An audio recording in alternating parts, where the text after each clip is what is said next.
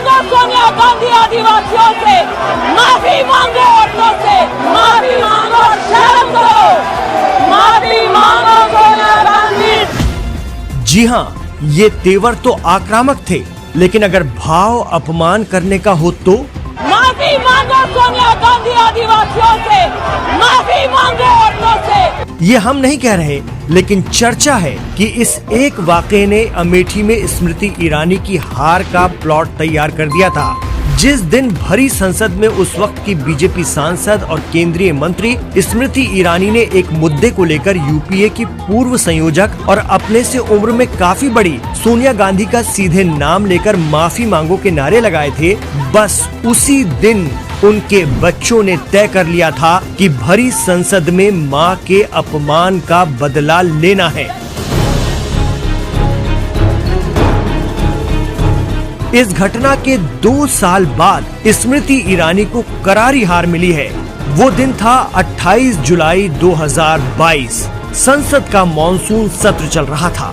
उस समय की केंद्रीय मंत्री स्मृति ईरानी ने अपोजिशन लीडर अधीर रंजन चौधरी के एक बयान को मुद्दा बनाते हुए संसद में हंगामा कर दिया था। स्मृति ईरानी का आरोप था कि अधीर रंजन चौधरी ने आदिवासी राष्ट्रपति द्रौपदी मुर्मू को लेकर गलत बयानी की है।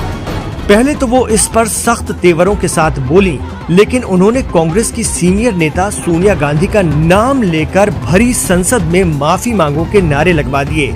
उस दिन सुनो सोनिया, सोनिया गांधी, जवाब दो सोनिया गांधी जैसे शब्द संसद में गूंजे थे।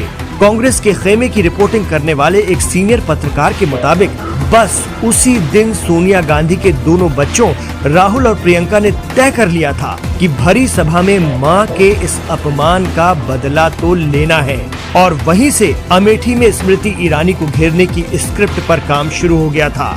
कहा जाता है कि कांग्रेस खेमे की तरफ से इसे स्मृति ईरानी का अहंकार माना गया था। चर्चा रही कि स्मृति ईरानी के इस रवैये ने सोनिया गांधी के बच्चों को सोचने के लिए मजबूर कर दिया, और इस अहंकार का दमन करने के लिए प्रियंका गांधी ने अमेठी और रायबरेली की जिम्मेदारी ली। सियासी तज्जियाकार तो ये भी मानते हैं कि अमेठी से राहुल गांधी या प्रियंका दोनों में से कोई भी लड़ सकता था, लेकिन 2 साल पहले हुए मां के इस अपमान की पीड़ा दोनों के दिल में इस कदर थी कि उन्होंने बीजेपी की तेज तर्रार नेत्री और ताकतवर केंद्रीय मंत्री स्मृति ईरानी को हराने के लिए कांग्रेस के समर्पित कार्यकर्ता किशोरी लाल शर्मा को चुना। कहा जा रहा है कि किशोरी लाल शर्मा से स्मृति ईरानी को हरवाकर भरे सदन में अपनी मां के अपमान का हिसाब चुकता कर दिया। साथ ही ये संदेश भी दे दिया गया कि स्मृति ईरानी को कांग्रेस का कोई भी नेता या कार्यकर्ता अच्छे खासे मार्जिन से हरा सकता है।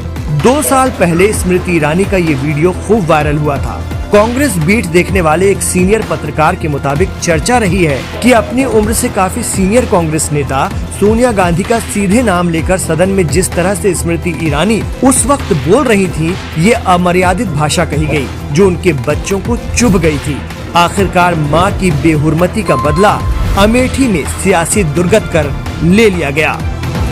आज सोशल मीडिया से लेकर आपके चलते फिरते जीवन में भी पत्रकारिता के बुरे दौर की चर्चा होती है, क्योंकि जिन लोगों पर सूचना देने की जिम्मेदारी है वो आपके लिए नहीं बल्कि कॉरपोरेट और सरकारों को फायदा पहुंचाने में लग गए हैं। विज्ञापन मॉडल को खारिज कर आप इस बीमारी को दूर कर सकते हैं और अपने नारे को बुलंद कीजिए।